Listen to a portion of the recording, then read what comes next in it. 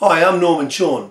Today I'm going to talk about some things that smart leaders can do when times are really tough. It seems that we're all kind of nervous at the moment. The media is full of news about job layoffs, slowdown of projects, and even the much vaunted mining and resources sector, the so-called saviour of our economy, seems to be reporting signs of slowdown. Now, the fundamentals of our economy are basically pretty good. So why is everybody so nervous at the moment? Well, it might be that business leaders are just somewhat uncertain about the future, or maybe we lack confidence in our political leadership. Whatever the reasons though, we're now well into this usual round of layoffs and cutbacks, ironically simply feeding the malaise and slowdown that we're currently experiencing. So what is it that smart leaders can really do in times like these? How could they act in a more strategic way?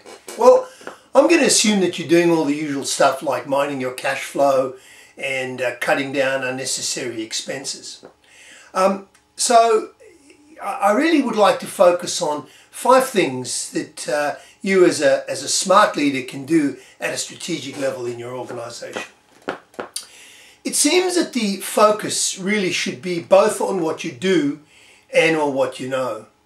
And if you look at this model that I'm sharing with you right now, you'll see that we've actually got a series of focus points.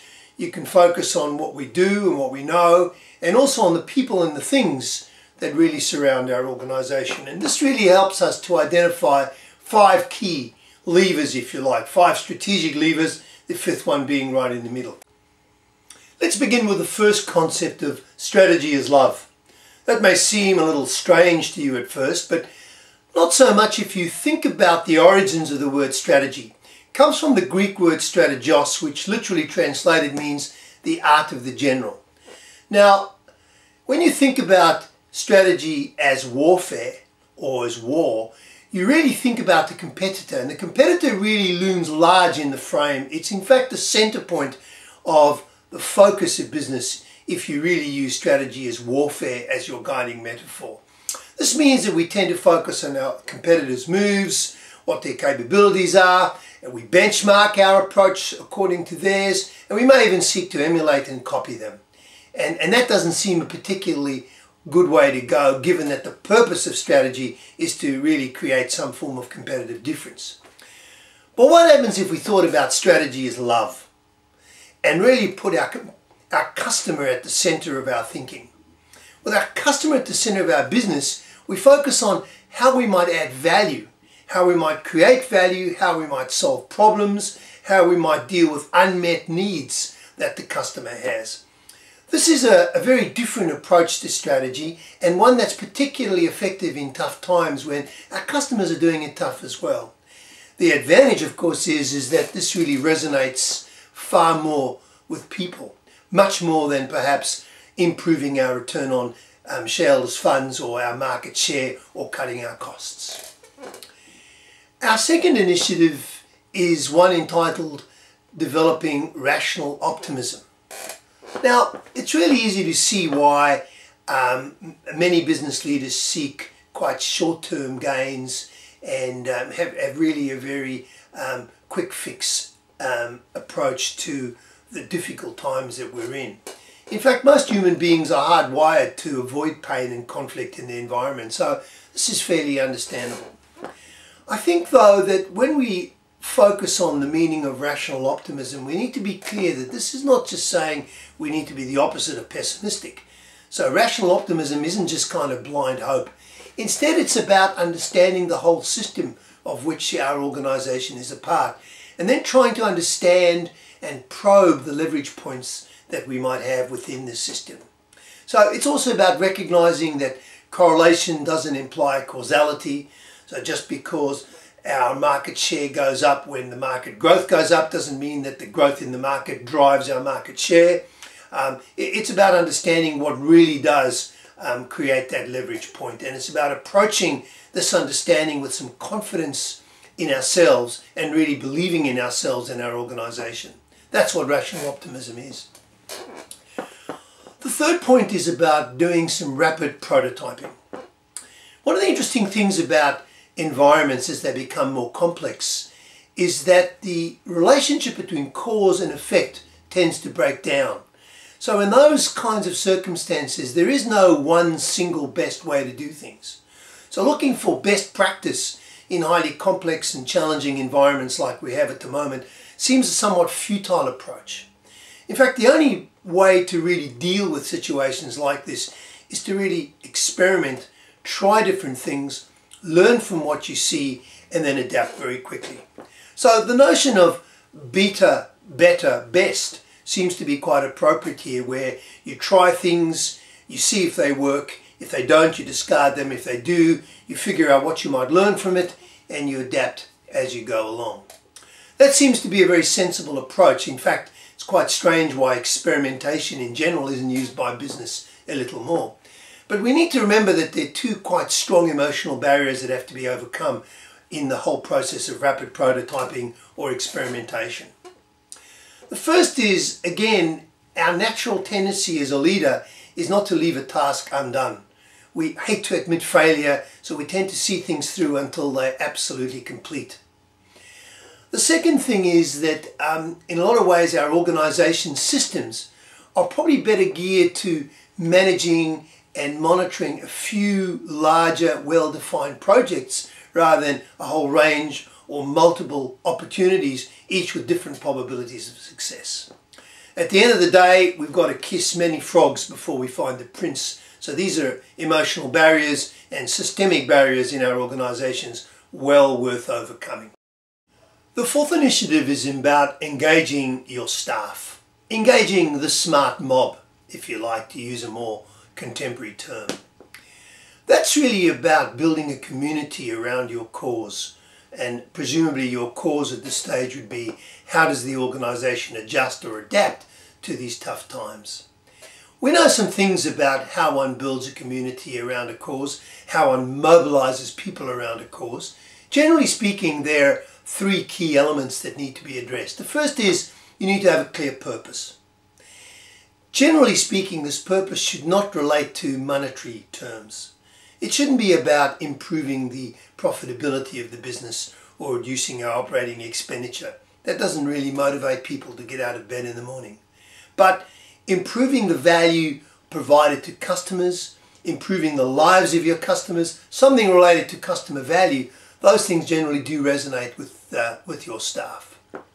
The second thing is you need to demonstrate or outline a clear activity or set of activities that when completed will in fact achieve this purpose. So some clear pathway of action, if you like, that people can take in order to deliver and achieve this purpose.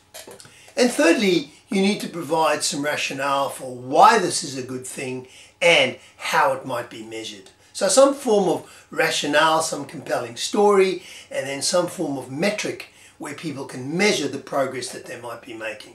Those are the elements of really mobilizing your people or building a community around a cause. A good example in this instance was really brought to my attention by Steve Major, a colleague and friend of mine. He spoke to me about the example of Continental Airlines, who in the mid-90s appointed Gordon Bethune to the role of Chief Executive Officer. Now at that time Continental was experiencing significant operational difficulties. Strategically it was very poorly positioned and losing lots of money, but the main problem was it had a very severely alienated staff.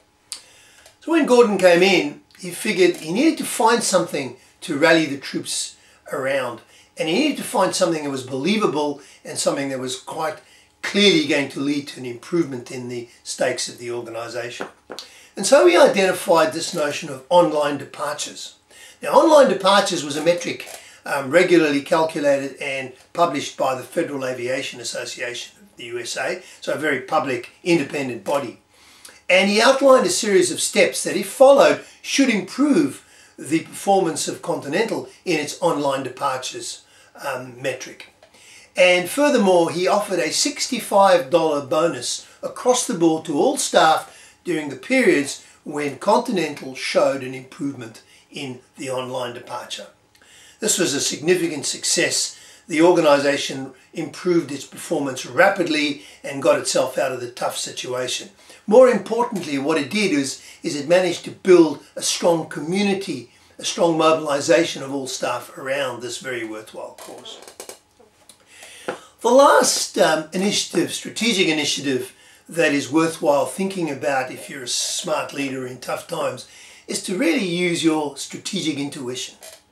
Now, all of us have experienced that sudden flash of inspiration when we suddenly arrive at an answer to a problem that has been bothering us for a long period of time, and usually it occurs in a fairly different setting. So we might be in the shower, we might be playing golf, we might be out walking the dogs, or we might be reading a story to our kids, and suddenly this incredibly powerful combination of rational thinking and creative insight comes together to form what we've now learned to call strategic intuition. Now this needs to be contrasted with what we now know as expert intuition. Expert intuition is where an expert sees a familiar situation and is able to make a snap judgment. Good example of expert intuition might be the paramedic who arrives at a scene of an accident. She surveys the scene for maybe 5-10 seconds and instantly knows what to do, jumps into action and takes corrective action. That's because her expertise or her experience has trained her to recognize this familiar situation of an accident, and she's able to know exactly what to do. So there's a big difference between strategic intuition and expert intuition. Strategic intuition occurs when you're facing an unfamiliar situation, and most importantly, when you give yourself space and time to reflect on it. You need to develop what we call beginner's mind, which is where you really empty your mind of any preconceived ideas and allow all the facts and the information to mull around, to combine the rational thoughts that you have with the creative intuition and creative insights that you have. So our suggestion to you is when you're facing these challenging and really tough times, switch off the expert intuition and allow your strategic intuition to really kick in. It will produce an answer, but you need to give yourself space and you need to give yourself time. So what is it that smart leaders can do in tough times? What are the strategic initiatives that smart leaders can undertake in these very challenging times that we face? We've identified 5. The first is really to regard strategy as love, to place your customer at the center of your business and its focus, and to really address the concept of solving unmet needs or solving the problems that customers have. The added advantage of this is that it is likely to really resonate with your people. Secondly, we've spoken about the need to understand the whole system and to recognize the points of leverage that you might have within the system, to probe them and to identify what you can do to really change the way things are. Thirdly, to engage in rapid prototyping, to experiment, to learn, to adapt, and break down those emotional barriers which are all around everything we do has got to be successful, or we'd rather manage a few big problems or a few big projects rather than several small ones. The overall performance of your experimentation is what's going to drive you forward. Fourthly, engage your staff. Build a community around your cause, have clarity of purpose, communicate a clear rationale, and provide transparent metrics that they might use to measure their progress. And finally, rely on your strategic intuition. These are tough times. These are complex issues. We perhaps haven't encountered things like these or situations like these for many, many years, and we need to give ourselves the time and space to really examine what might be done. Thanks very much for listening.